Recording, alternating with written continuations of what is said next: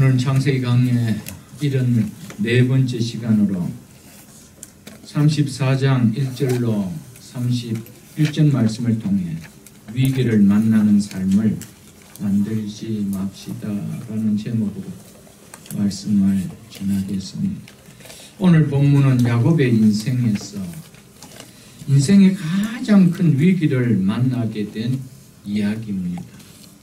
이 내용을 통해 우리에게 주는 교훈을 받으며 주시는 은혜를 함께 받고자 합니다. 본문 1절은 이렇게 시작되고 있습니다. 레아가 야곱에게서 낳은 딸 디나가 그 땅의 딸들을 보러 나갔더니 오늘 본문은 야곱이 세겜에 와서 곧바로 일어난 일은 아닙니다. 세겜에 정착하여 이 문화 속에서 몇 년이 흐른 후에 일어난 것으로 내용상 보여집니다. 그러던 어느 날 어린 딸 디나가 혼자서 성읍 시내를 나갈 수 있을 정도의 나이가 되었을 때 성읍의 여자들이 어떤 모습을 하고 있는지, 그리고 그 세겜의 문화가 어떤지 호기심이 발동해서 혼자 나갔다가 몹쓸 일을 만나게 된 것이었습니다. 우리가 세상 속에 살기 때문에 세상의 문화를 등지고 살 수는 결코 없습니다. 특별히 관심을 갖는 삶은 영적으로 절대로 위험한 생활임을 우리는 인식을 하고 꼭 살아야 됩니다. 결국 우리는 관심을 두는 것을 바라보게 되어져 있습니다. 오늘 디나가 그 땅의 딸들을 보러 나갔더라. 관심이 결국 우리의 인생을 좌우하게 되어지는 것입니다. 관심을 두게 되면 그것은 자연적 바라보게 되어 있습니다. 관심을 두지 않았더라면 그곳에 나가서 보고 싶은 생각이 없지요. 보게 되면 자동 그것을 추구하고 싶은 생각이 우리 속에 누려집니다. 성도는 세상에 살지만은 세상의 눈높이만큼은 낮추고 살아야 됩니다. 성도가 세상에 살면서 믿지 않은 사람과 세상 문화를 바라보는 눈높이를 같게 하여 살아간다라면 어찌 성도겠어요, 여러분들? 반대로 성도는 영적 눈높이는 높이고 살아야 됩니다. 이 땅을 사는 동안 인생을 가장 행복하게 하는 길은 세상의 눈높이를 낮추고 영적 눈높이를 높이고 사는 것이 가장 행복하게 사는 길이요, 가장 축복되게 사는 길임을 우리는 잊어서는 안 됩니다. 오늘 2절과 4절은 또 이렇게 2절에서 4절 말씀 이렇게 말씀하고 있습니다. 히윗 족속 중 하몰의 아들 그 땅의 추장 세겜이 그를 보고 끌어들여 강간하여 욕되게 하고 그 마음이 깊이 야곱의 딸 디나에게 연연하며 그 손녀를 사랑하여 그의 마음을 말로 위로하고 그의 아버지 하몰에게 청하여 이르되 이 소녀를 내 아내로 얻게 하여 주소서 하였더라. 하나님의 언약의 백성의 가정에 일어나서는 안 될 어처구니 없는 일이 야곱의 가정에 일어나고 말았습니다. 우리가 읽어서 알겠지만 이를 통해 야곱의 가정에 야곱 인생에 있어서 가장 큰 비극적인 일이 일어나고 그 일을 통해 야곱에게 있어서 가장 인생의 위기를 만나게 되어집니다. 야곱의 인생에 이런 아픔과 위기에 인생의 위기를 겪게 되는데 이런 아픔과 위기를 겪게 하기 위해서 하나님께서 야곱을 바담 아람에서 이곳 가나안으로 돌아오게 하셨습니까? 결코 아닙니다. 이것은 야곱의 자초한 일이었습니다. 야곱 자신이 뿌린 것을 거두어 들인 것밖에 아니었습니다. 하나님께서 여러분과 저를 세상으로부터 불러 교회 공동체에 불러 주셔서 예수를 믿게 한 것은 야곱처럼 위기를 겪게 하는 삶을 살게 하기 위해서일까요? 결코 아닙니다. 그것은 우리가 만들었을 뿐입니다. 딸 디나의 사건의 근본 이유는, 그리고 이 일을 통해 야곱 자신의 인생에 가장 큰 위기를 만나게 된 것은 야곱 자신의 삶을 통해 뿌린 결과였습니다. 야곱이 만난 인생의 이 아픔과 위기, 어디에서 나왔습니까? 바로 숫곳을 지나 정착한 세겜 땅에서였습니다. 야곱은 자신을 두렵게 한 모든 문제가 해결되자 숫곳에서 편안한 육체의 삶 속에서 서서히 영적 긴장감을 잃은 채 눈에 보이는 육적인 것에 마음을 뺏기기 시작한 데서 나온 결과였습니다. 그래서 33장 지난주에 봤던 17절에 보면은 숫곳에 이르러 자기를 위하여 집을 짓고 그의 가축을 위하여 우리간을 지었고 라고 말씀을 하고 있습니다. 고향으로 평안히 돌아오게 하면 돌을 세워 기둥으로 삼았던 이곳이 하나님의 집이, 하나님의 성전이 되게 하겠다고 하면서 하나님과 가까이 하는 성전 중심의 삶, 하나님 중심의 삶을 살겠다고 약속했는데 돌아와서 자신의 걱정의 요소들이 다 떠나게 되자 자기를 위한, 자기 소유를 위한 삶의 중심으로 야곱은 바뀌었다라고 성경은 말하고 있습니다. 이제 소유가 풍부해지자 가나안 문화를 즐길 수 있는 세겜 성으로 옮겨 정착하고자 했던 것이었습니다. 우리가 어느 정도 물질이 있으면은 이 물질을 가지고 못하고 싶어 하겠습니까? 내가 살고 있는 세상의 문화를 누리고 싶은 것이 우리의 마음입니다. 야곱 똑같았습니다. 숲곳에서 풍족하게 물질이 많이 생기자 이것을 쓸 수 있는 곳을 찾아갔던 것이었습니다. 그것이 세겜이었습니다. 그래서 세겜 성읍 앞에 거처를 잡았다라고 그렇게 말하고 있죠. 그래서 야곱은 그곳에 땅을 구입했습니다. 인생의 황금알을 낳을 것으로 여기고 세겜에서 땅을 샀는데 그곳에서 자신의 인생의 가장 큰 위기를 만날 것을 그가 어떻게 알았습니까? 야곱이 꿈엔들 이곳에서 이런 일이 일어날 것이라고 생각을 했다라면 은금을 준다 해도 세겜 땅에 정착을 하지 않았을 것입니다. 그 가정에 인생의 야곱에게 있어서 인생의 가장 위기를 만나자 깨닫고 그 땅을 털고 나왔다는 것이죠. 이만큼 우리의 인생은 지뢰밭을 밟아보고 나서야 떠나야 된다는 생각을 갖게 된다는 것이죠. 그래서 말씀은 이것을 먼저 깨닫고 교훈을 삼으라는 것입니다. 이게 지혜로운 인생이라는 것이죠.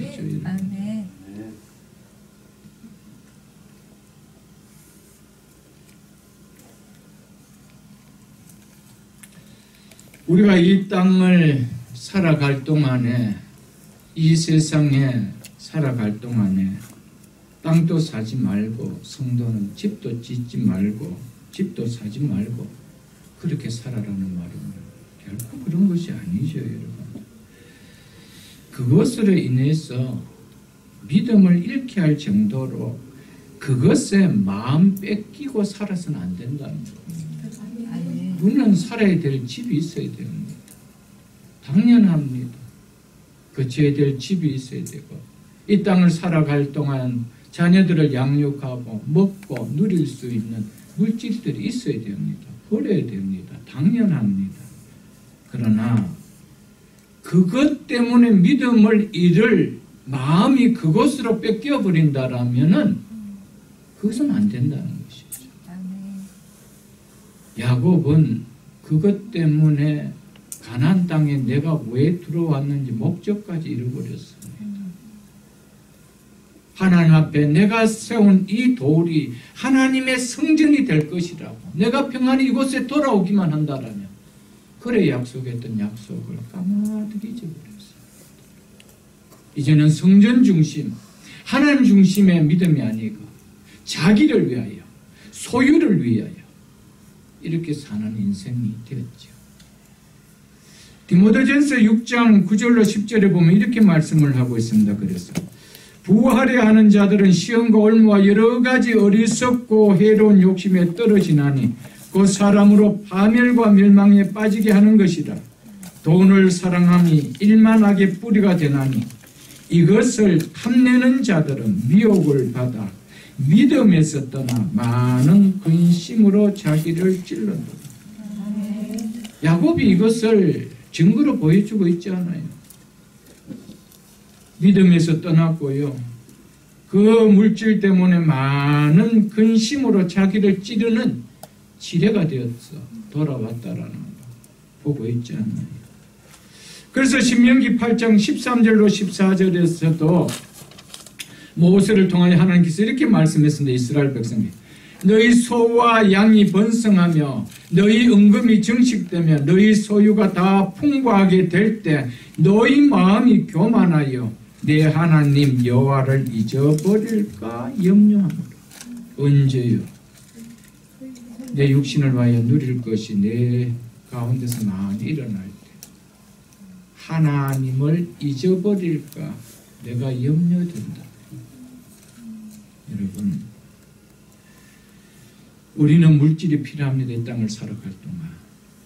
성도는 절대로 그것 때문에 믿음을 잃게 할 정도로 마음을 뺏길 정도로 물질이 내 삶 속에 이 믿음을 덮을 만큼 사랑스럽게 다가서서는 안 된다는 겁니다. 집착할 정도로 다가서게 해서는 안 된다는 겁니다.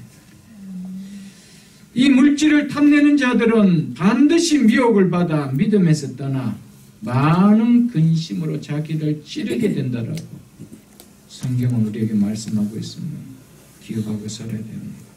그래서 잠언 30장을 한번 펴보십시오. 구약성경 945쪽입니다. 구약성경 945쪽 잠언 30장 7절로 9절까지 제가 읽어드리겠습니다. 내가는 아굴을 이야기합니다. 아굴이 지금 말하고 있는 것입니다. 내가 두 가지 일을 주께 구하였사오니 내가 죽기 전에 내게 거절하지 마옵소서. 곧 헛된 것과 거짓말을 내게서 멀리하옵시고. 무엇을 멀리하지 달라고? 헛된 것. 그 다음 뭐라고 이야기합니까? 나를 가난하게도 마옵시고 우하게도 마옵시고 오직 필요한 양식으로 나를 먹이시옵소서.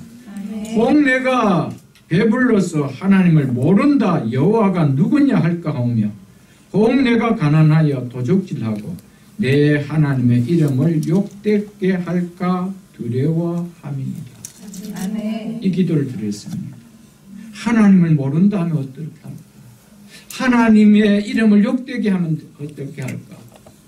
이것이 가장 두려웠다라고 그렇게 기도하고 있습니다.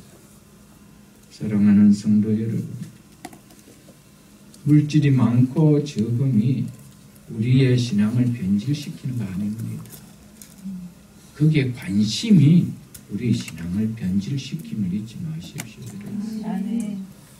우리의 믿음을 변질시킬 만큼 물질에 대한 다정감을 우리는 좀 끊어야 됩니다. 여러분, 가난하다라고요. 가난하기 때문에 돈이 필요해서 돈을 악자같이 벌려야 된다라고 해서 믿음이 떠난다라면 그것 또한 물질의 노예가 되는 거고요. 부한 것 때문에 그 부함을 내가 어떻게 누리며 써야 될 것 때문에 믿음을 잃어버린다라면 그것 또한 하나님 앞에 결코 덕이 되지 않는 것임을 우리는 알아야 됩니다. 성도는 이 아굴의 고백처럼 신앙보다 눈앞에 보이는 육신적 현실에 더 마음을 두고 안주하려는 것으로 인하여 믿음을 잃을까 하는 염려, 걱정, 이것이 우리 속에 좀 있어야 된다는 것이죠. 육신적 현실에 마음을 두고 안주하게 되면 반드시 세상 문화와 별개처럼 결코 지낼 수가 없게 될 때가 있습니다. 그것에 관심을 두게 되어 있고요. 그것을 누리고 싶은 마음이 일어나게 되어 있습니다. 그래서 그 중심에 내 마음이 들어가고 내 시간이 들어가게 되고요. 내 삶이 들어가게 되어 있습니다. 그래서 에베소서 2장 2절로 3절에 보면은 이 세상 풍조를 따르고 육체의 욕심을 따라 지내며 육체와 마음에 원하는 것을 하여라고 이야기하고 있습니다. 이 세상 풍조 따르게 되어 있습니다. 믿음이 없이 돈이 있어 보십시오. 그 돈과 어디 쓰겠습니까, 여러분? 어디 쓰겠어요, 여러분? 못하면 쓰겠어요. 이 세상 풍조 따르는 데 써야 되죠. 그 중심 속에서 내가 이렇게 사노라 보여주고 싶은 것이죠. 그건 당연합니다, 여러분. 그렇기 때문에 야곱도 숲곳에서 돈을 좀 벌여서 그 어디서 쓰겠어요? 양치는 재미로 즐기겠어요? 아니죠. 문화가 있는 곳으로 가자. 그곳으로 가야 되는 거예요. 써야 되는 거예요. 여러분, 돈을 갖고 있는 사람은 절대 시골에 안 삽니다. 시골에서 그 돈과 못 하겠어요, 여러분. 도시 가서 즐겨야 되죠. 당연히 그렇게 되고 있습니다. 여러분, 여기에 대해서 자유할 수 있는 자가 없습니다. 그렇기 때문에 우리는 항상 영적 긴장함을 가지고 살아야 됩니다. 야곱이 세겜을 떠나 베델에 올라갈 때 보면은 그가 세겜에서 어떻게 살았는지를 보여주고 있습니다. 35장 2절에 보십시오, 여러분들. 35장 2절 하반절에 보면은 너희들의 의복을 받고 입어라 그랬습니다. 너희들의 의복을 받고 입어라. 의복은 문화를 대변해 주는 겁니다. 문화를 대변해 주는 겁니다. 유행의 가장 첨단을 나타내는 것이 의복입니다. 그래서 의복이 날개라고 하는 것이고, 그 세겜에 의복들을 입고 있었다는 거예요. 가난 이방인들이 그 문화에 즐겼던 것을 그들이 동일하게 누리고 있었다는 것을 보여주고 있습니다. 돈 있는데 못하겠어요. 그래서 35장 4절 때 보십시오. 그들이 자기 손에 있는 모든 이방 신상들과 자기 귀에 있는 귀고리들을 야곱에게 주는지라. 야곱이 그것을 세겜 근처 상수리 나무 아래 묻고 귀에 있는 귀고리를 묻었다. 무슨 이야기입니까? 자기를 드러내려고 하는 모든 장식, 이것은 문화를 대변하는 겁니다. 문화를 대변하는 것이죠. 이만큼 세계 문화 속에 이들이 들어가 있었다는 것을 보여줍니다.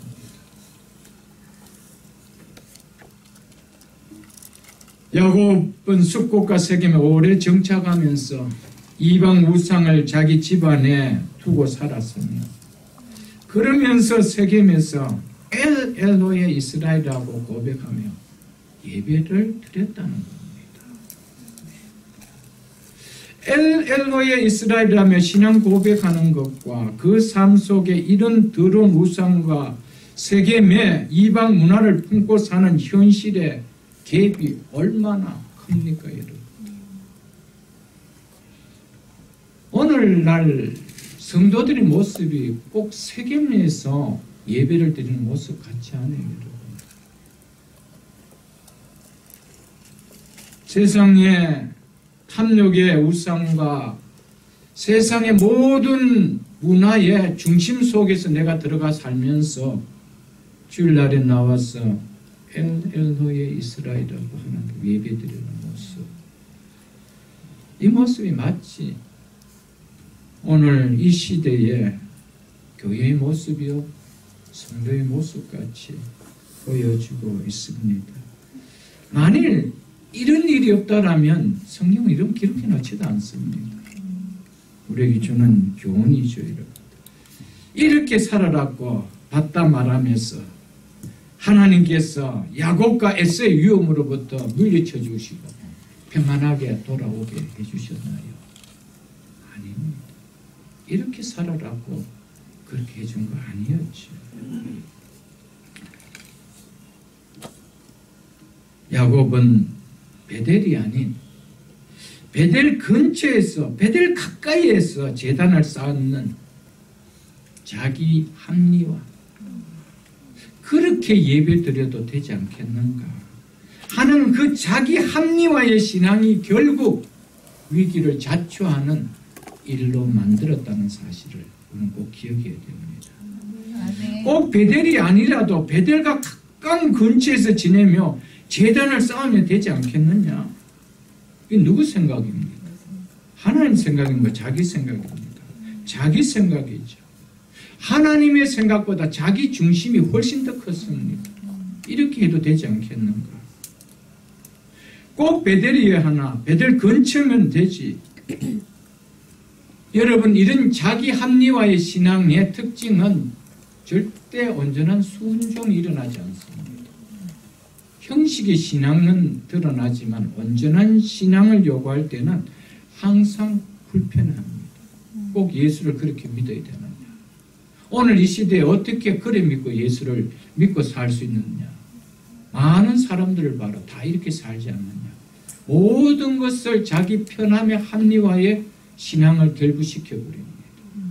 뭐 그렇게 결부시키면 괜찮죠.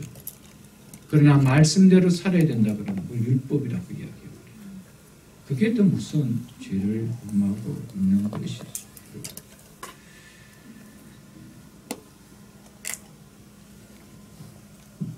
우리는 교회만 다니면 하나님을 믿는 신자라고 생각하는 경우가 너무 많습니다.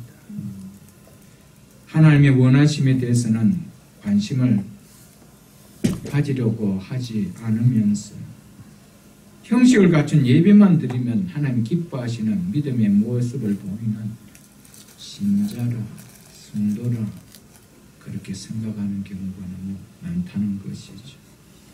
우리는 세겜에서 야곱이 드리는 그 신앙의 모습을 보면서 우리 신앙에 대해서 한 번 더 정리를 할 수 있기를 축복합니다. 아멘. 그리고 우리는 어떤 일이 있어도 사랑하는 자녀를 통해서 나를 돌아보게 하고 나를 깨닫게 하는 일을 만들게 해서는 안 됩니다. 내 건강을 치고 내 비즈니스를 치고 나의 환덕뼈를 치는 것으로 깨닫게 하는 것은 정말 족한 일이죠. 그러나 내 사랑하는 자녀를 통해서 무감각한 나를 깨닫게 하는 것은 정말 아픔입니다. 야곱이 어느 정도였으면 이렇게까지 해서 깨닫게 했을까? 우리는 좀 돌아볼 수 있기를 바랍니다. 5절을 보십시오.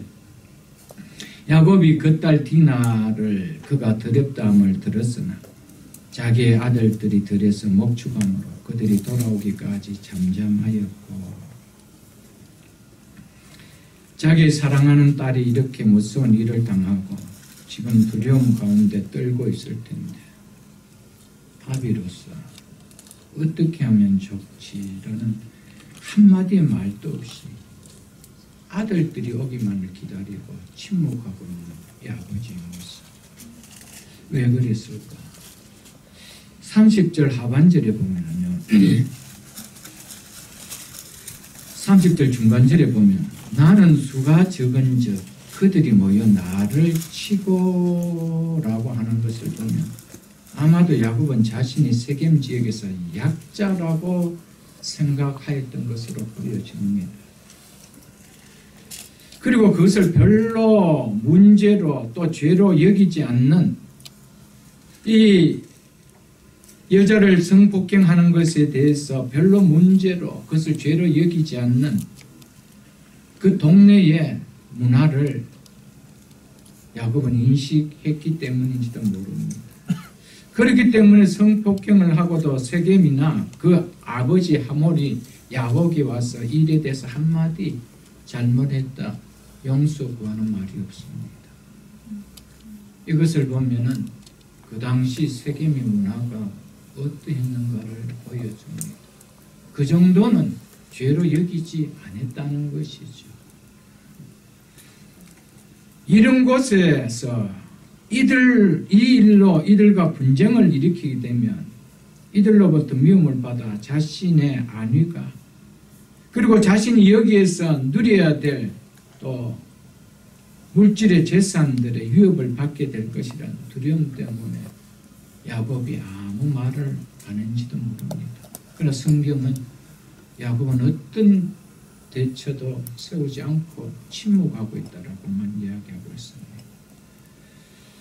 그래도 왜 받다 말하면서 고향 가나안으로 돌아왔는데 이런 일이 나에게 발생했는지 스스로에 대한 한 번 정도 물음은 가져봐야 되는 거 아니에요, 여러분? 야곱이 이런 일을 당하고도 일어난 일의 결과만 보고 있지 이 일이 일어나게 된 원인에 대해서는 눈을 돌려서 자기의 삶을 보지 못했다는 겁니다. 여기에서 바로 깨달았다라면은 아들들이 왔을 때 아들들과 언언하고 우리가 베델로 올라가자. 이렇게 해야 되죠, 여러분. 돌아보지를 못했다는 것이죠. 영적으로 내리막길을 걸어가는 사람의 특징은요. 왜 이런 일이 나에게 일어났어? 이런 일이 왜 내게 일어났느냐라며 일어난 일에 흥분만 하지 왜 이런 일이 나에게 일어났는지 원인에 대해서는 눈을 돌릴 줄 모릅니다. 이게 영적 내리막길로 가면은 영적인 것은 캄캄합니다. 일어난 일에 대해서 분노만 하게 되어져 있다는 것이죠. 성도는 일어나지 말아야 할 일이 나에게 일어났다라면 왜 이런 일이 일어났는지라고 화를 내기보다 먼저 하나님, 이 일이 왜 일어났습니까?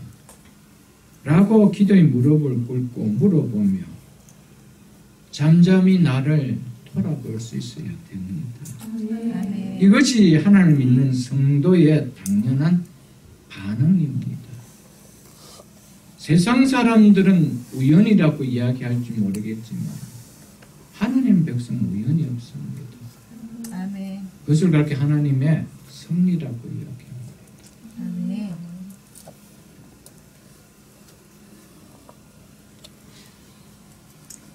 이렇게 하나님에게 물어봐야 하는 것이 당연한 반응임에도 불구하고 야곱이 이런 반응을 전혀 보이지 않았다는 것은 그가 숙곳과 세겜에서 오랜 세월을 보낸 영적, 즉 믿음의 현 주소가 어떠함을 보여주고 있는 것이죠.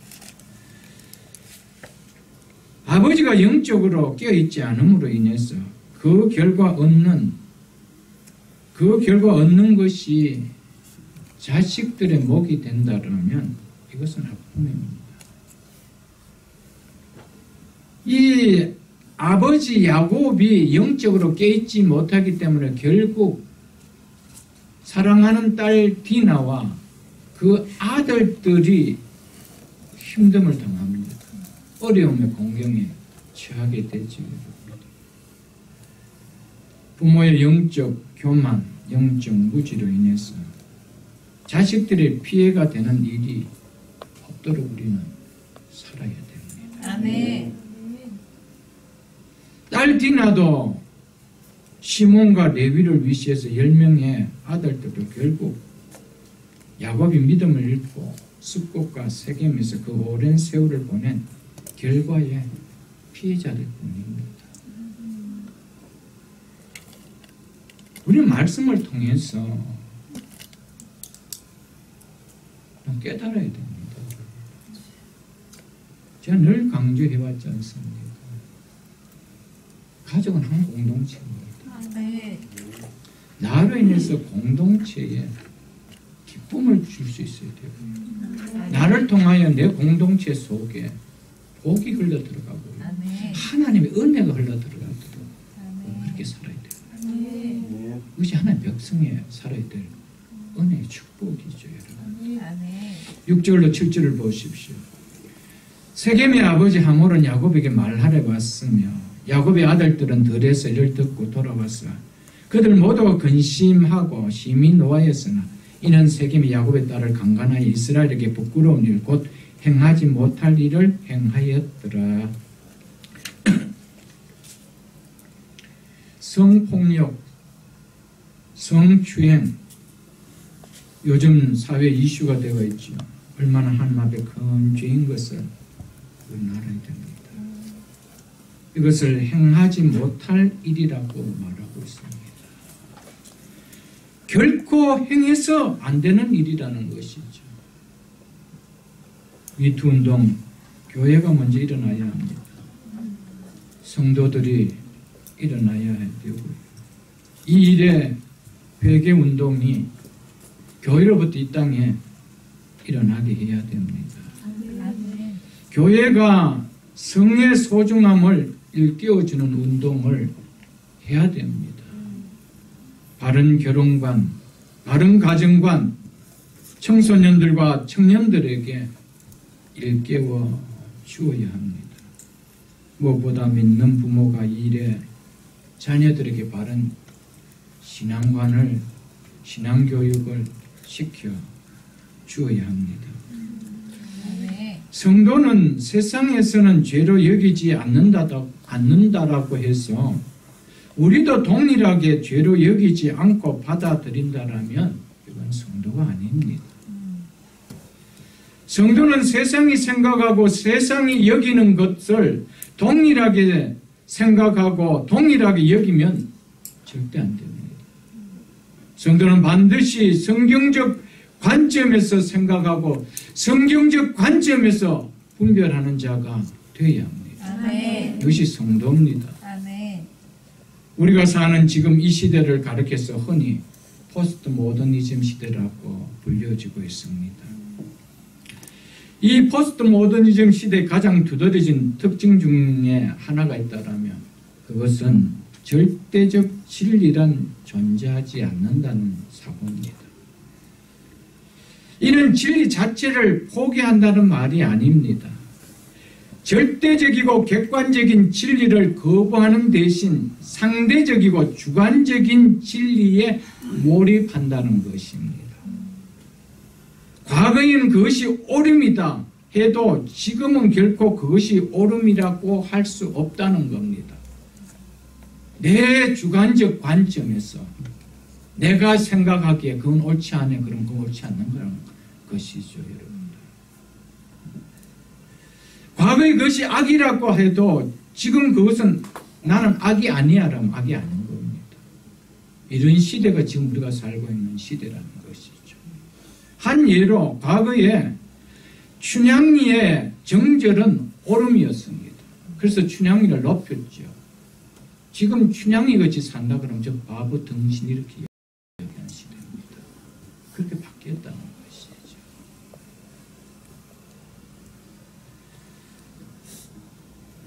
꼭 그럴 이유가 없다라는 것이죠.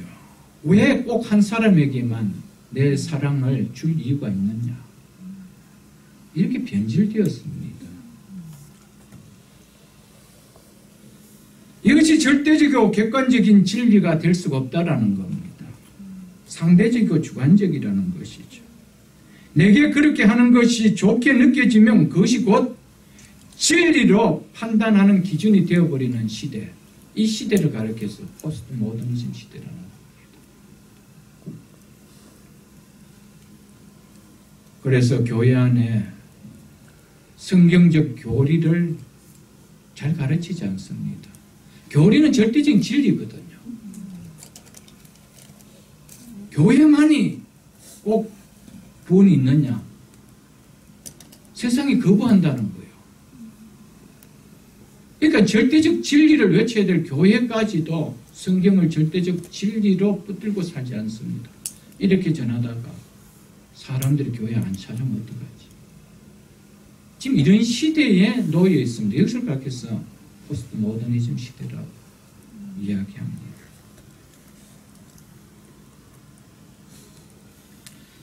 그래서 오늘 이 시대를 보면 가정을 가진 사람임에도 불구하고 다른 여성과 지내는 것을 별로 죄의식으로 여기지 않고 삽니다. 들키면 그냥 좀 미안하다는 표현하면 끝나는 것이. 시대가 이렇습니다. 결혼은 한 남자와 한 여자로 이루어지는 것이 절대적인 진리였습니다. 이건 깰 수 없는 진리였습니다. 그런데 이제는 어떻게 바뀌었습니까? 한 사람과 한 사람으로 이루어지는 것이 결혼이다 이렇게 얘기합니다. 그 한 사람이 남자가 되었든 여자가 되었든 상관이 없는 거예요. 동성애를 지지한다 이 말이에요. 그것이 어떤데? 이런 시대 지금 우리가 살아가고 있습니다.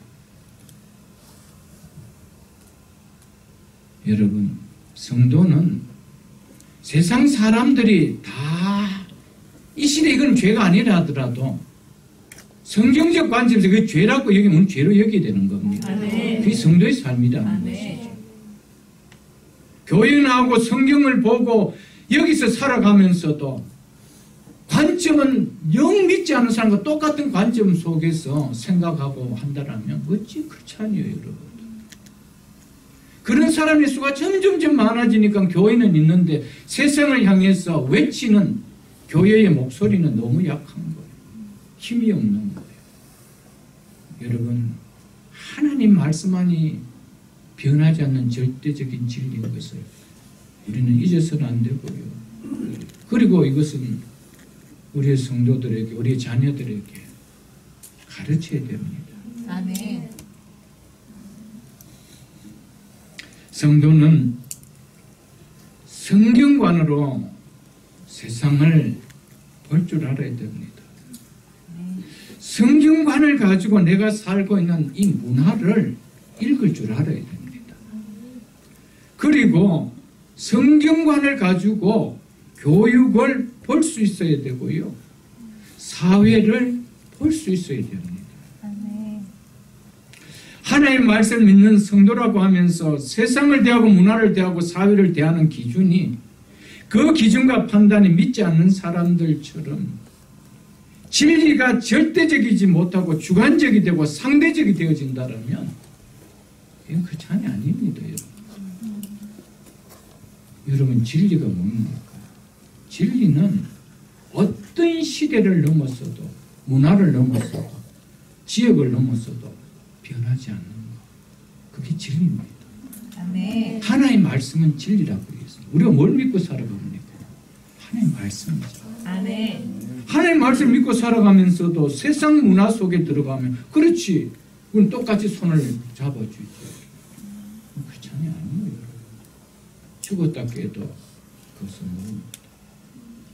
하나의 말씀이 그건 죄라면 죄요. 아멘. 믿습니까, 여러분? 아멘. 그렇게 될 때 사회가 달라지죠. 여러분, 하나님과 점점 멀어지는 이 사회, 하나님의 말씀과 점점 멀어지게 하는 문화, 정말 행복하나요, 여러분? 보십시오. 두렵지 않아요, 여러분? 이런 속에 우리 자녀들을 보내서 한평생 살게 한다는 것이 두렵지 않아요, 여러분? 8절로 10절로 보겠습니다. 하물이 그들에게 이르되 내 아들 세겜이 마음으로 너희 딸을 연연하니 반했대 말입니다. 원하건대 그를 세겜에게 주어 아내로 삼게 하라. 너희가 우리와 동원하여 너희 딸을 우리에게 주며 우리 딸을 너희가 데려가고 너희가 우리와 함께 거주하되 땅이 너희 앞에 있으니 여기 머물러 매매하여 여기서 기업을 얻으라 하고 야곱에게 야곱아 네가 돈 주고 눌러앉고 싶어 샀던 그 세겜 땅을 보라는 거예요. 세겜이 어떤 곳인지 보라는 거예요. 똑똑히 보라는 거예요. 이런 곳이라는 것입니다. 어둠이 빛을 삼키고 함께 지나고자 하는 곳이라는 것이죠. 이게 세상입니다, 여러분.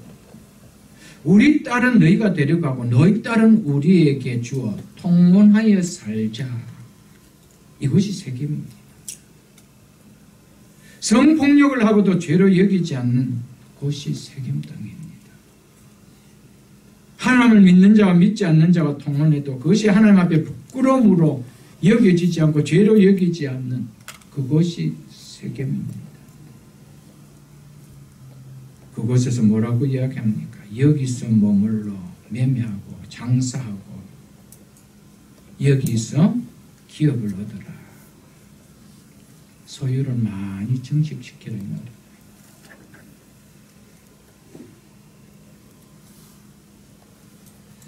마음은 아프지만 이를 통하여 우리가 서로 통혼하여서 이 땅에서 자리 잡고 살면서 여기서 장사도 하고 여기서 재산도 누리고 살면 좋지 않는가. 지금 이렇게 협상을 하고 있는 것이죠. 무엇으로 유혹합니까? 돈이지요. 우리의 믿음을 무너뜨리는 가장 큰 무기가 돈입니다. 돈이 된다라면 믿음도 뒤로 물릴 수가 있습니다. 그 땅이 세겜 땅이 되었던 그 땅에서 믿는 자와 믿지 않는 자가 통혼을 하던 돈이 된다라면 그 할 수 있는 것. 돈은 그만큼 위력이 있습니다. 우리가 영적으로 껴있지 않으면요, 믿음의 백성은 여기 머물러 우리와 함께 여기서 기업을 얻으라. 여기에 유혹을 안 받을 수가 없어요.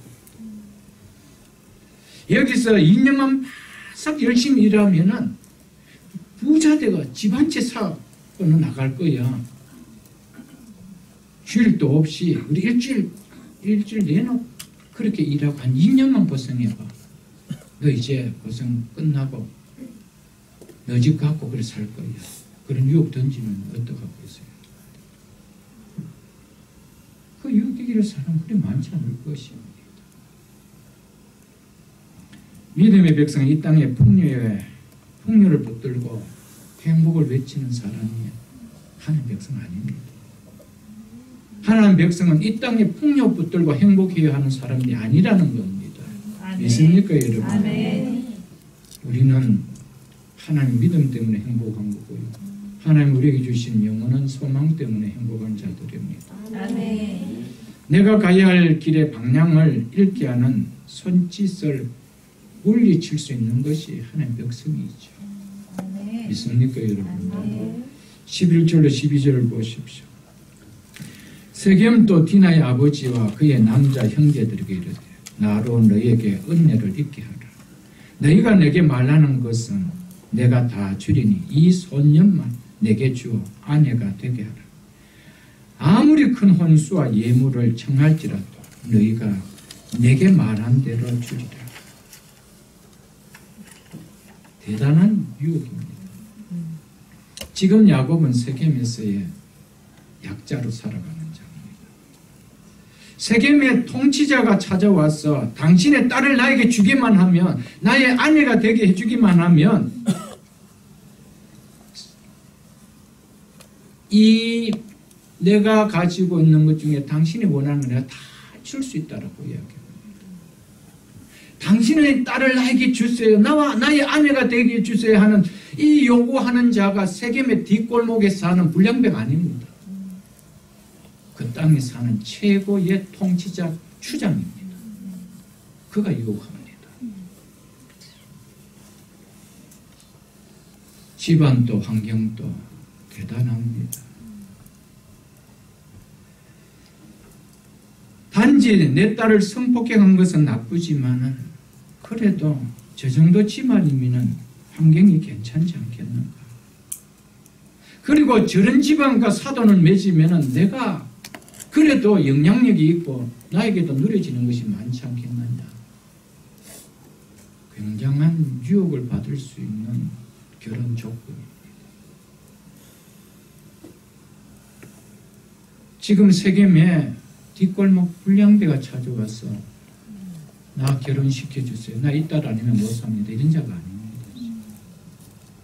그 지역의 최고의 권력자, 최고의 권위를 가진 자가 와서 사도입니다. 여러분 어떻습니까? 여러분 이것을 과연 이겨낼 수 있을까? 이미 내 딸은 엎질러진 물인데 어떡할까? 믿음이 없으면요 아픔이지만 이것 또한 하나님 주신 나에게 주신 큰 은혜다 이렇게 얘기할 수 있는 것이죠. 그럴 수 있습니다. 이미 아픔은 겪었지만 그래도 이런 권력을 가졌고 부자 집안인데 하나님 또한 주신 위로구나.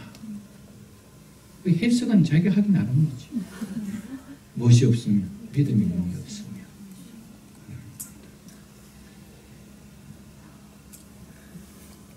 사랑하는 성도 여러분, 이것은요 한 인생을 무너뜨린 무슨 범죄였습니다. 불법이었습니다. 그러므로 아무리 사랑한데도 아무리 매너가 있고 아무리 배경이 좋대도 이건 받아들이면 안 됩니다. 하나님이 싫어하는 일을 우리가 받아들일 수 있는 건 아닙니다. 성도는 결과에 연연하면 안 됩니다. 과정을 중요시 여기는 사람이 되어야 됩니다. 아멘. 과정은 온데간데 없고 결과만 보고 하나님 은혜라 이런 이야기하지 마시고 과정 또한 하나님 보시기에 은혜로워야 됩니다. 그래야 그 결과 진짜 하나님의 은혜죠. 아멘. 13절로 17절을 보겠습니다. 야곱의 아들들이 세겜과 그의 아버지 하몰에게 속여 대답하였으니 이는 세겜이 그 누이 디나를 더럽혔습니다. 야곱의 아들들이 그들에게 말하되 우리는 그렇지 못하겠노라.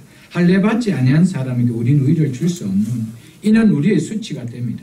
그런즉 이와 같이 하면 너희에게 허락하리라. 만일 너희 중에 남자가 다 할례를 받고 우리와 같이 되면 우리 딸을 너희에게 주며 너희 딸을 우리에게 데려오며 너희와 함께 거주하여 한 민족이 되려니와 너희가 만일 우리 말을 듣지 아니하고 할례를 받지 아니하면 우리는 곧 우리 딸을 데리고 가리라. 야곱의 아들들은 결과적으로 이 동생 디나를 이 세겜에게 주지 않으려고 하고 있는 것입니다. 그렇게 하려고 하는데 거짓말을 지금 하면서 그렇게 하고 있죠. 세겜에게 주지 않는, 통문하지 않는 것은 옳습니다. 그러나 지금 이 디나의 오빠들이 행하는 이 일은 결코 하나님이 기뻐하는 방법이 아니라는, 죄악이라는 것을 우리는 알아야 됩니다.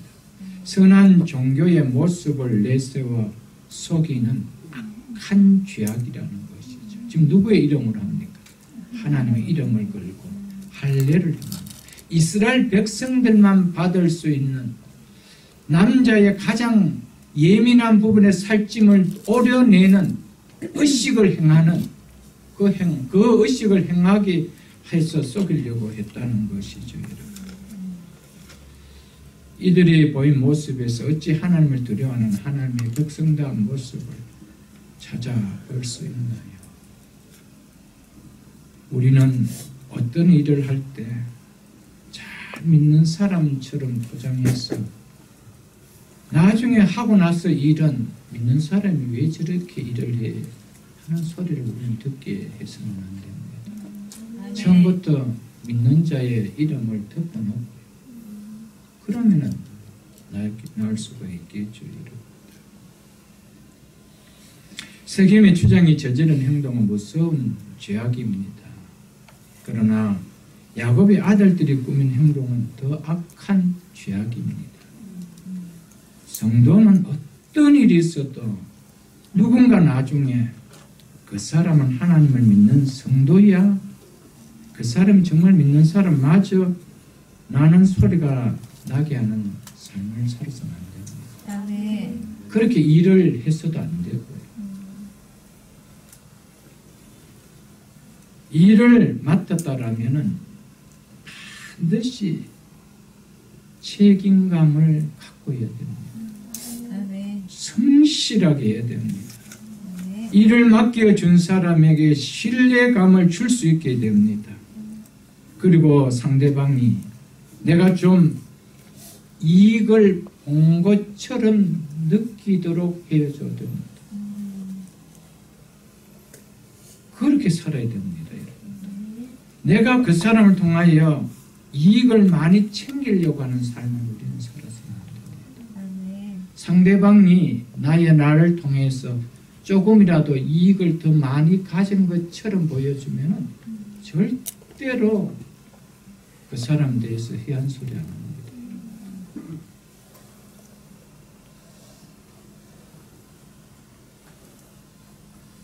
성도는 책임감을 가져야 되고요. 성실감, 신뢰감, 그리고 조금이라도 손해보는 듯한 그렇게 우리는 살아가야 됩니다.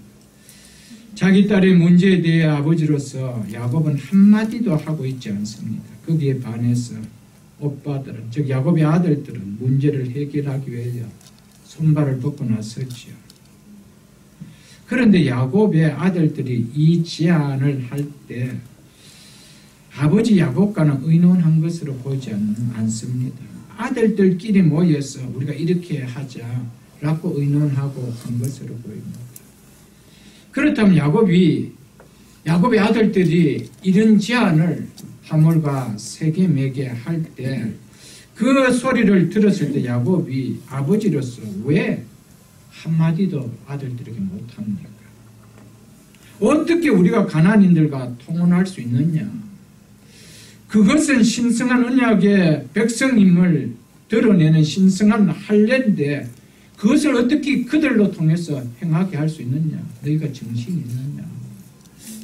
그들과 통혼할 수 없다. 이렇게 이야기해야 될 거 아니에요, 여러분. 그런데 야곱이 한마디도 안 하고 있어요. 아들들이 지금 이렇게 이야기하고 있는데 이것을 보면 숫곳과 세겜에서 야곱이 10년의 이상의 세월을 보내는 동안 자녀들에게 어떻게 신앙 교육을 시켜왔는지를 우리가 좀 읽을 수가 있는 대목입니다. 그러니 야곱이 하나님에 대해서 이 정도밖에 대하지 않는 믿음인데 아들들이 하나님 말씀을 어찌 귀하게 여길 수 있겠어요, 여러분. 그래서 신명기 6장을 한번 펴보십시오. 271쪽입니다. 271쪽 신명기 6장 4절로 7절에 보면 이렇게 말씀하고 있습니다. 이스라엘아 들어라. 우리 하나님 여호와는 오직 유일한 여호와시니 너희는 마음을 다하고 뜻을 다하고 힘을 다하여 내 하나님 여호와를 사랑하라. 오늘 내가 내게 명하는 이 말씀을 너희 마음에 새기고 너희 자녀에게 부지런히 가르치며 집에 있을 때든지 길을 갈 때든지 누워 있을 때든지 일어날 때든지 이 말씀을 강론할 것이다. 즉 가르칠 것이며 이렇게 이야기하고 있습니다. 가르치라고 이야기하고 있습니다. 반드시 가르치라고 이야기하고 있습니다. 여러분, 가르치지 않으면요 그 결과의 모습은 그대로 드러납니다. 이 야곱의 아들들이 이렇게 행하고 있는 것은 아버지 작품입니다.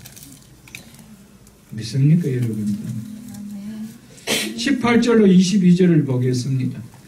그들의 말을 하몰과 그의 아들 세겜이 좋게 여김으로 이 소년이 그 일 행하기를 지체하지 아니하였으니 그가 야곱의 딸을 사랑함이며 그는 그의 아버지 집에서 가장 존귀하였더라. 가장 존귀한 인물이었더라 이 말입니다. 하몰과 그의 아들 세겜이 그의 성읍 문에 이르러 그의 성읍 사람들에게 말하여 이르되 이 사람들은 우리와 친목하고 이 땅은 넓어 그들을 용납할 만하니 그들이 여기서 거주하며 매매하게 하고 우리가 그의 딸들을 아내로 데려오고 우리 딸도 그들에게 주자. 그러나 우리 중 모든 남자가 그들이 할례를 받은 같이 할례를 받아야 그 사람들이 우리와 함께 거주하며 한 민족 되기를 허락할 것이라. 이렇게 이야기하고 있습니다.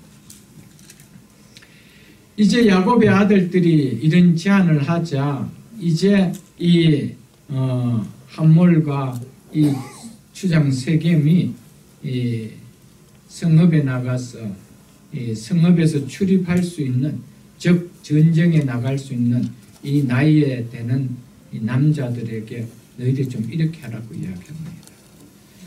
성인 때 할례를 받는다는 것은 매우 고통스럽습니다. 때문에 이 조건은 세겜 남자들에게 좋은 반응을 가져왔겠어요? 여러분 생각이 어떻겠어요? 자기 아들 결혼시키는데 왜 우리가 할례 받아야 돼? 그런 생각 안 들겠습니까? 우리가 부자하면 부자였지 왜 우리가 할례를 받아야 돼? 이런 생각 안 들겠습니까? 들지요. 그 나이에 왜 내가 할례를 받느냐는 것이죠. 여러분. 그러니까 잠시만 고통을 참아주면 너에게 엄청나게 생기는 것이 있어. 좀 받아달라는 거예요. 그래서 한 요구가 뭡니까? 23절.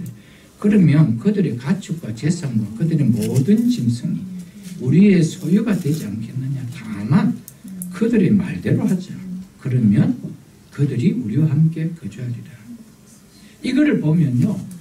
이 세겜의 성읍에 사는 남자들에게 전쟁에 나갈 만한 할례를 받는 남자들에게 이 재물들을 나눠줄 만한 정도라면은 야곱이 얼마나 부자였나를 알 수가 있고요. 숫곳에서 얼마나 양떼와 소떼들을 늘여왔는가를 가히 짐작할 정도이죠.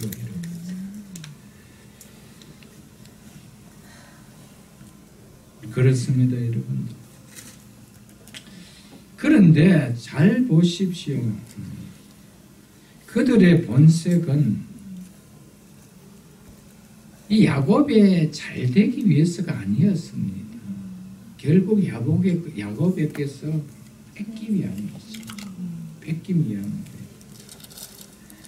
그리고 또 하나 우리가 좀 볼 수 있는 것은 이 지금 세겜의 추장과 그 아버지 함몰은요. 그 성읍을 위한 일도 아니고 지극히 자신들의 뭡니까? 개인적인 일입니다. 자기 아들이 이 여인을 내가 이 여자를 너무 좋아해. 나 이 여자 꼭 결혼해야 돼. 이것 때문에 한 성읍의 사람들 다 할례시키는 이런 일이 벌어집니다. 지극히 개인주의입니다. 여러분, 그로 인해서 결국 세겜의 주민들이 겪는 것은 뭡니까? 결국 죽음의 고통을 맛보게 되었습니다. 저는 이런 것 같아요. 나이가 들면서 세상을 바라보니까요. 이런 것 같아요. 나라를 위하고 국가를 위하고는 그건 허물입니다. 본인을 위한 거예요. 1차적으로. 한번 보십시오. 지금 모든 일들이 보면 어느 구석 하나 없이 자기의 그 권력을 가지고 자기를 위하는 것이죠. 주변의 사람들은 뭐 그런 욕을 당해도 별로 대수롭지 여기고 있지 않는 모습들을 볼 때 그런 것 같아요. 결국 자기들의 위익을 위해서 그냥 달콤한 썩임들을 통하여 주민들을 어렵게 만들었던 이 세겜의 백성들을 보면서 우리는 많은 것을 좀 생각할 수가 있고 정말 나라를 생각하고 주민을 생각하고 내가 있는 시를 생각할 수 있는 그런 위정자들이 하나님 써서 다스릴 수 있는 나라 되게 해달라고 우리는 기도해야 될 것입니다. 24절로 29절을 보십시오. 성문으로 출입하는 모든 자가 아까도 말씀한 전쟁할 수 있는 성인 남자라고 이야기했습니다. 하몰과 그의 아들 세겜의 말을 듣고 성문으로 출입하는 그 모든 남자가 할례를 받는다. 제3일에 아직 그들이 아파할 때에 야곱의 두 아들 디나의 오라버니 시몬과 레위가 각기 칼을 가지고 가서 몰래 그 성읍을 기습하여 그 모든 남자를 죽이고 칼로 하물과 그의 아들 세겜을 죽이고 디나를 세겜의 집에서 데려오고 야곱의 여러 아들들이 그 시체 있는 성읍으로 가서 노력하였으니 이는 그들이 그들의 누이를 더럽힌 까닭이라. 그들이 양과 소와 나귀와 그 성읍에 있는 것들과 들에 있는 것들과 그들의 모든 재산을 빼앗았으며 그들의 자녀와 그들의 아내를 사로잡고 집 속의 물건을 다 노략한지라. 디나의 오빠들은 디나의 성폭행한 세겜의 가족들을 종교적인 언어로 속여서 결국 할례를 받게 하고 수술의 고통을 당하는 제일 크게 당하는 3일째 날에 그들이 움직일 수 없도록 만들어 놓고 대학살을 하는 비극을 벌이게 버립니다. 이방인의 하몰과 하몰의 아들과 야곱을 속이며 엄청난 비극의 일을 행하는 이 야곱의 아들들의 모습은 결국 야곱이 숫곳과 세겜에서 살아온 삶의 결론을 그가 스스로 거두고 있는 것입니다. 눈앞에서 보고 있는 것이죠. 우리는 또한 여기서 야곱의 아들 시몬과 레위가 행한 이 분노를 보면서 분노하는 일이 내 앞에 있다 할지라도 그 분노를 다스리지 못하면 결국 그 분노에 다스림을 받는 무서운 결과를 초래한다라는 것을 우리는 좀 교훈받아야 됩니다. 여러분, 분노는요 정말 무서운 것입니다. 그래서 야고보서 1장 19절로 20절에 보면은 이렇게 성경은 기록하고 있습니다. 내 사랑하는 형제들아 너희가 알지니 사람마다 듣기는 속히하고 말하기는 더디하며 썩내기도 더디하라. 왜냐하면 우리 성경에는 왜냐하면은 접속사 빠져 있는데 왜냐하면 20절 나와 있습니다. 왜냐하면 사람이 성내는 것이 즉 분내는 것이 하나님의 의를 이루지 못하기 때문이다. 아멘. 왜 성을 내지 말고 분내는 것을 다스리라고 합니까? 결국 하나님의 의를 이것 때문에 이루지 못하기 때문이라는 겁니다. 하나님이 원하시고 기뻐하는 뜻을 그것으로는 절대 이룰 수가 없다는 것이죠. 왜 그런 줄 압니까? 하나님의 원하심과 뜻은 기도 없이 이루어질 수가 없는데 내 속에 일어나는 분노가 있으면 기도가 안 되는 겁니다. 절대 기도가 안 됩니다. 그래서 디모데전서 2장 8절에 보면 각 처에서 남자들이 분노와 다툼이 즉 말다툼하는 일이 없이 거룩한 손을 들어 기도하기를 원하노라. 기도는요 분노와 말다툼, 싸움 이것이 없어야 된다는 겁니다. 결국 이것은 우리의 하나님 뜻을 이루고요 하나님 원함을 살아가는 기도를 묶어버립니다. 여러분 내 속에 분노가 있는데 기도가 된다 절대 안 나옵니다. 목사도 마찬가지입니다. 이것이 내 속에서 다스려지지 않으면 기도가 안 돼요. 어떻게 기도가 나오지 못해요. 그래서 성내는 것이 하나님의 의를 이루지 못한다라고 성경은 이야기하고 있습니다. 성경 한 군데 좀 펴볼게요. 민수기 20장을 한번 펴보십시오. 민수기 20장 229쪽입니다.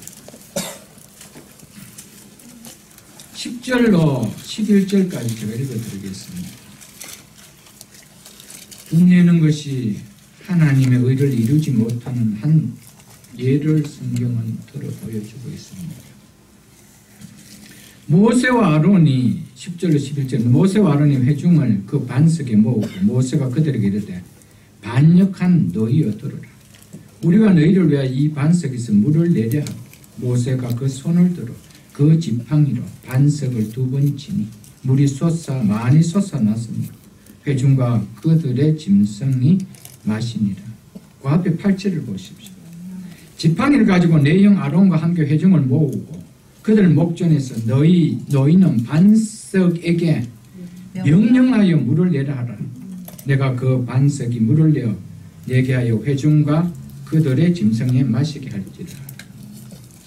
이렇게 이스라엘 백성들이 물이 없어서 원망할 때 하나님께서 모세야 아론아 반석을 향하여 물을 내라고 명령만 하라라고 이야기했습니다. 그런데 모세가 보인 모습은 뭡니까? 모세와 아론이 보인 모습은 반역한 너희들아. 이 지금 분함을 품고 하는 표현입니다. 그리고 이 백성들을 화가 나서 견딜 수가 없어 치는 모양으로 이 지팡이를 가지고 반석을 쳐버렸습니다. 2번을 쳐버렸어요.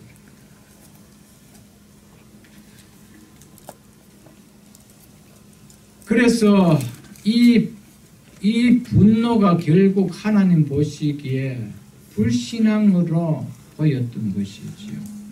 하나님의 영광과 거룩성을 파괴하려는 불신앙으로 보였습니다. 그 일로 하나님께서 모세와 아론에게 어떻게 이야기하는지 12절을 보십시오. 여호와께서 모세와 아론에게 이르되 너희가 나를 믿지 아니하고 이스라엘 자손의 목전에서 내 거룩함을 나타내지 아니한 고로 너희는 이 회중을 내가 그들에게 준 땅으로 즉 가나안 땅으로 인도하여 드리지 못하리라 하신다. 무슨 이야기인가? 너희들은 거기 못 들어갔다. 27장 12절로 14절에도 보면은 생생하게 더 나와가 있습니다. 집에 가서 여러분 한번 찾아보시고요.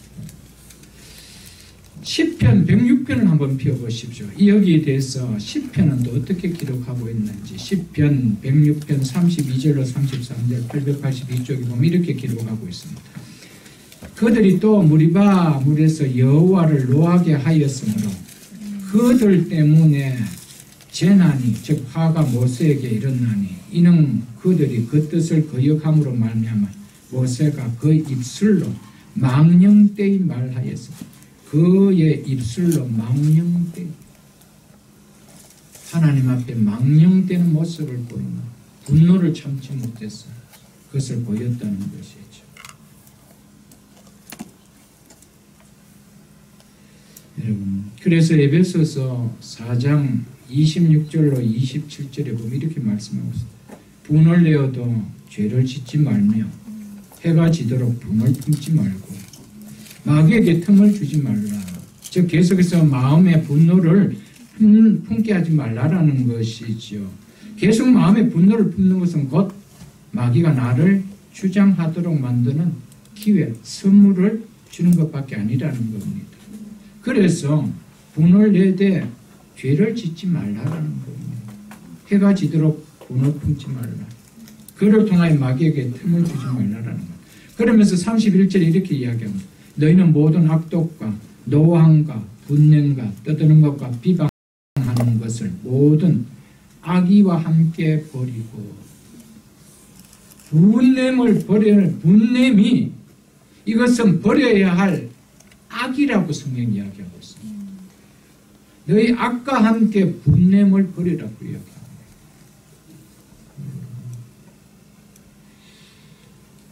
굉장히 중요한 이야기입니다. 우리가 살아가면서 감정을 가진 사람이기 때문에 이 분을 아니낼 수가 없습니다. 그러나 우리가 성도는요 기도해야 됩니다. 이거 다스릴 수 있는 하는 믿음을 좀 달라고. 이거 다스리지 못해서 다 쏟아버립니다. 다스리지 못하는 것. 저는 저희 어른이 이 분을 너무 잘 내는 어른이었어. 제가 그것을 보면서 자랐기 때문에 하나님 많이 기도했습니다. 그래도 저 욱하는 것이 가끔 나오고는 하는데요. 그래서 저는 많이 봤습니다. 그래서 우리 어머니가 너무 힘들어하는 것을 제가 보고 자랐습니다. 여러분, 이것은 우리가 할 수만 있으면 우리 힘으로 못 다스립니다. 하나님 기도해야 돼요.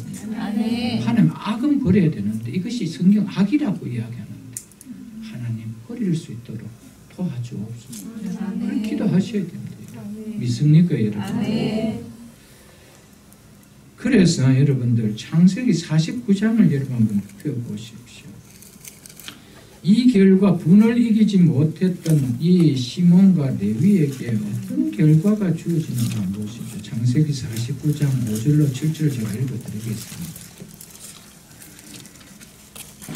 지금 마지막 이제 야곱이 세상을 떠나기 이제 하나님 앞에 부름받기 전에 12아들을 불러서 축복하는 장면인데 이 야곱이 이 시몬과 레위에게는 축복이 아닌 저주를 해버립니다.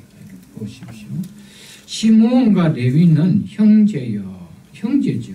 동일한 이 레아 어머니 밑에서 태어났던 형제고요. 또 이들의 기질은 너무 똑같아서 형제라고 불렀던 것이었습니다.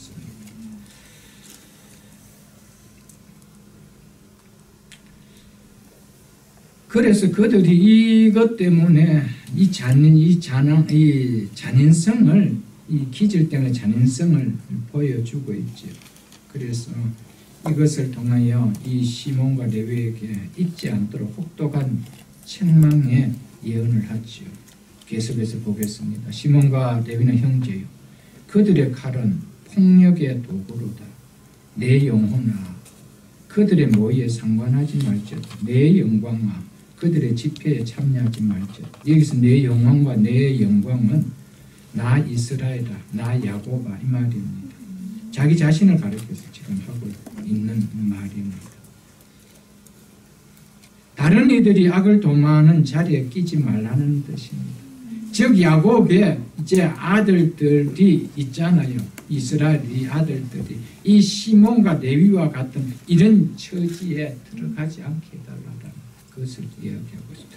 그들의 분노대로 뭐라고 지금 이야기하고 있습니다. 그때를 회상하면서 아버지가 한다. 그들의 분노대로 사람을 죽이고 분을 못 이겼다는 거죠. 그들의 혈기대로 소의 발목 힘줄을 끊음이라. 그 노여움이 혹독하니 저주를 받을 것이요. 분노가 맹렬하니 저주를 받을 것이라. 내가 그들을 야곱 중에서 나누며, 즉 야곱 자손들 사이에서 분산시킨다는 겁니다. 이스라엘 백성 중에서 내가 그들을 흩트리로다. 이게 아비로서 자식들에게 하는 예언이었어요. 이건 성령이 주시는 말씀이죠. 어느 아버지가 이렇게 기도하고 싶겠어요. 시몬과 레위가 분노를 다루지 못한 결과로 초래한 그 일로 인하여 대가가 이스라엘 가운데서 분산되고 흩어질 것이라는 저주였습니다.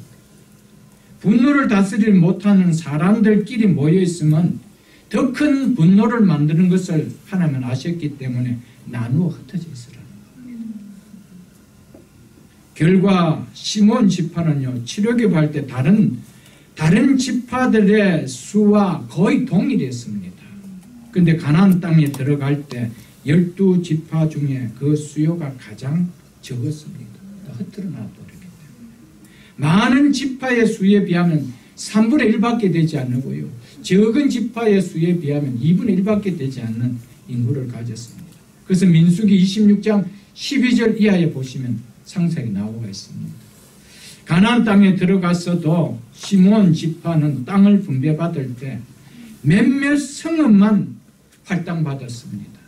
그것도 자기 땅이 아니고 유다 지파 속에서 함께 공유하는 땅을 받아버렸습니다.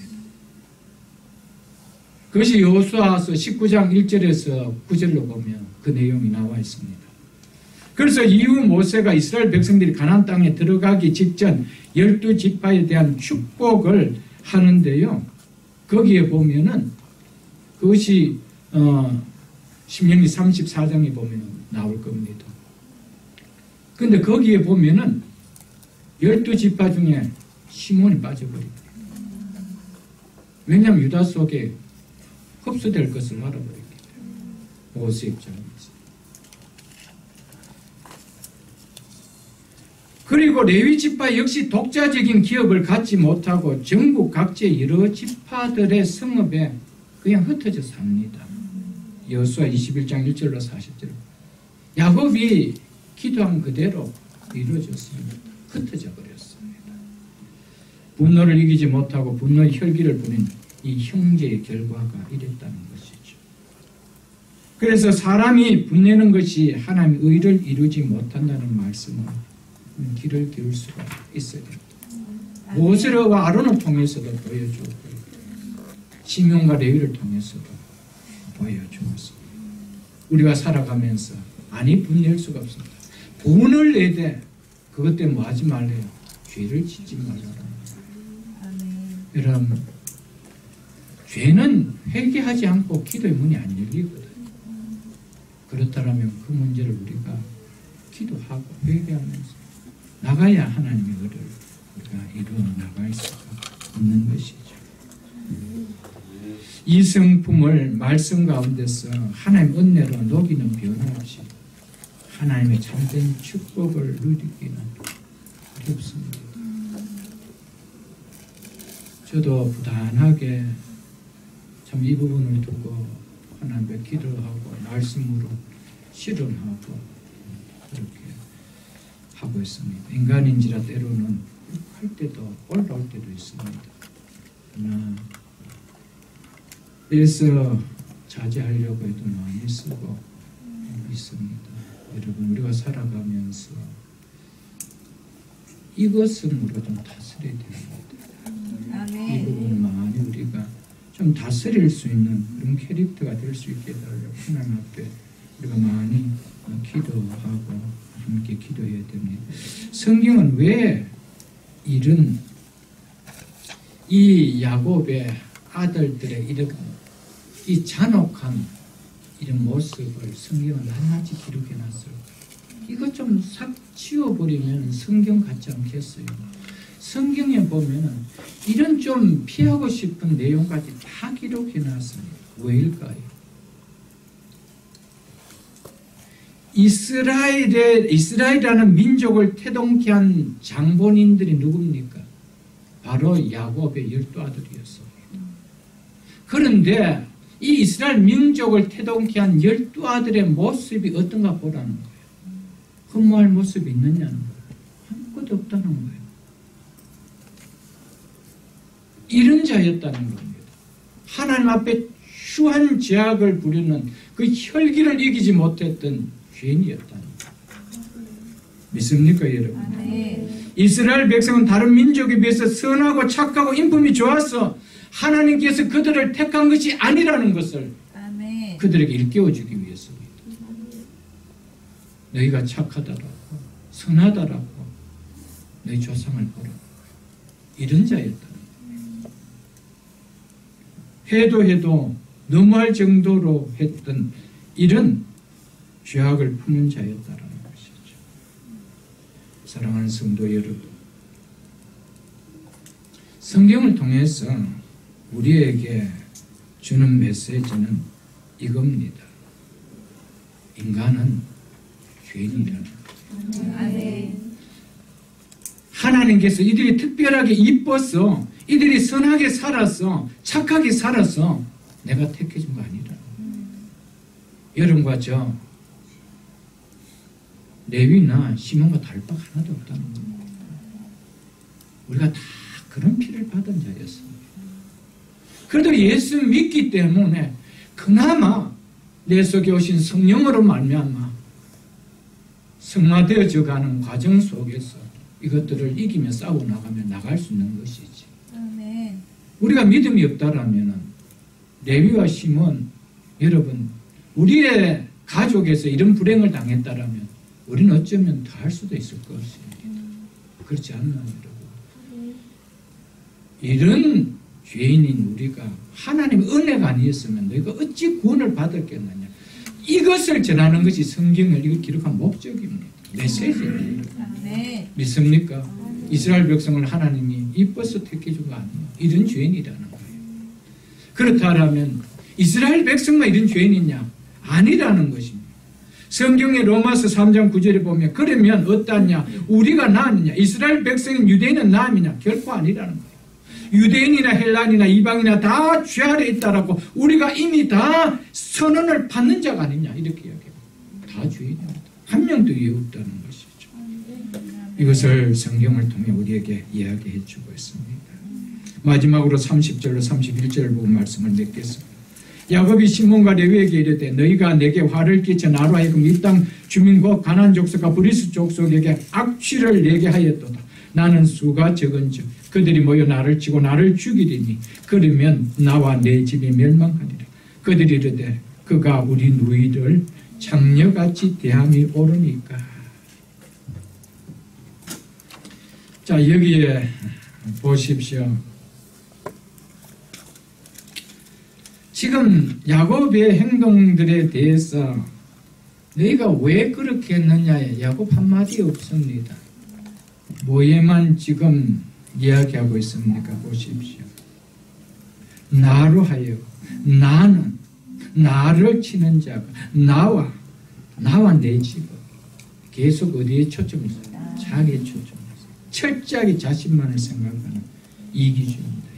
이 아들들을 통하여 나에게 미칠 영향, 무엇이 옳고 그릇, 무엇이 정인지 관심도 없습니다. 이 사건이 나에게 이익이 되나 해가 되나 이것만 보고 있는 것이죠. 우리가 살아가면서 이것이 옳으냐 그렇냐 정의냐 이것보다 이걸 통해 나에게 이익이 있느냐 이익이 없느냐, 여러분 그렇지 않은 최소한 이 생각은 내려놔야 됩니다. 우리는 이것을 통하여 옳고 그름의 문제, 정의의 문제, 나에게 이익이 되느냐, 우리는 이런 선을 좀 넘어설 수 있는 우리가 되어야 될 줄 압니다. 이런 야곱을 어떻게 이스라엘다운 믿음으로 하나님께서 세워서 한 시대 이스라엘 민족을 세우는 그런 아버지가 될 수 있도록 할 수 있겠습니까? 이걸 철저하게 깨야 되는, 이것을 철저하게 깨야 되는, 이런 깨어짐이 야곱에게는 정말 자신이 생명의 위협을 와서 죽을 것 같은 상황이 아니었거나 깨달을 수가 한 번 더 없게 되어졌다는 것이죠. 이걸 통해서 이제 35절에 가면은 그때부터 35장에 가면 그때부터 야곱은 이스라엘로 변합니다. 하나님 앞에 철저하게 깨어지는 모습을 우리에게 보여주고 있습니다. 우리는 이 사실을 통해 한 가지 우리가 좀 생각하고 제가 말씀을 맺겠습니다. 하나님이 자녀인 우리에게 있어서 최고의 관심은 우리가 육적으로 어떻게 사느냐 여기 아니겠습니까? 네 영혼이 어떻게 살고 있느냐. 내가 내 독생자 예수 그들을 내어주고 내가 내 영혼을 구원해주고 내가 너를 내 자녀로 삼아주고 영원한 생명을 주었는데 그 믿음이 그 영혼이 어떻게 되느냐 그 관심이 있다는 것이죠. 그래서 하나님은 육적인 것 때문에 이 영혼과 믿음이 잃어버리게 될 때는 육적으로 붙들고 있는 거 하나도 아까우지 않고 하나는 다 쳐버립니다. 뭐를 살리기 위해 돼요? 당신의 독생자를 주고 살렸던 그 영혼을 살리기 위해서. 그래서 집을 나간 둘째 아들이 탕자가 되었을 때 그가 아버지 집으로 돌아오게 해야 되기 때문에 그에게 있는 모든 가졌던 재산을 다 탕진하게 만들어버려요. 그리고 마지막 돼지 우리에 들어가서 돼지 먹는 쥐엠 열매까지 먹는 것을 하나님께서 털어버리게 만들었죠. 왜 그렇습니까? 그 영혼을 살리기 위해서. 하나님 관심은 여기 있습니다. 여러분, 우리는 많은 경우에요, 좋으신 하나님 이 찬양도 많이 부릅니다. 여러분, 왜 여러분 하나님 좋으신가요? 나에게 값없이 구원의 은혜를 주셨기 때문에요. 그래서 그 구원의 은혜가 한 번 주신 구원의 은혜는 영원토록 변치 않는 구원이 되기 때문인가요? 그래서 내가 아무렇게 살아도 이젠 괜찮기 때문에 그 하나님이 좋으신 건가요? 여러분, 왜 좋으신 거예요? 하나님 나에게 주신 구원의 은혜 값없이 주셨는데 그 구원을 잃지 않기 위해서 내 모든 환경을 쳐서라도 구원을 잃지 않도록 붙들어 주시는 하나님이기 때문에 좋으신 하나님이 되어야 됩니다. 아멘. 그게 진짜 좋으신 거예요. 아무렇게나 살아가도 건드리지 않는 하나님이 좋으시더라고요. 그것은 어쩌면 사생하여 참아들이 아니라고 한 말씀하고 우리는 귀를 좀 기울 수가 있어야 됩니다. 아멘. 말씀을 맺겠습니다. 위기를 만나는 삶을 만들지 맙시다. 우리가 때로 살아가면서 불순종도 할 수도 있고 때로는 하나님의 마음의 옆길로 갈 수도 있습니다. 그러나 그 길이 야곱처럼 너무 롱타임되었어. 하나님께서 내 모든 환경을 건드려서 돌아오지 않으면 안 될 만큼 그런 위기에 자초하는 삶을 우리는 살아서 되지 않는다는 것이죠. 아멘. 그때그때마다 영적 긴장감을 늦추지 않고 우리를 돌아보면서 내 남은 인생 속에 내 스스로가 위기를 만들어 어려움과 힘든 가운데 우리의 가장들을 고난의 삶 속에 넣지 않는 우리 모든 복된 인생이 다 될 수 있게 주의 이름으로 축복합니다. 아멘. 주신 말씀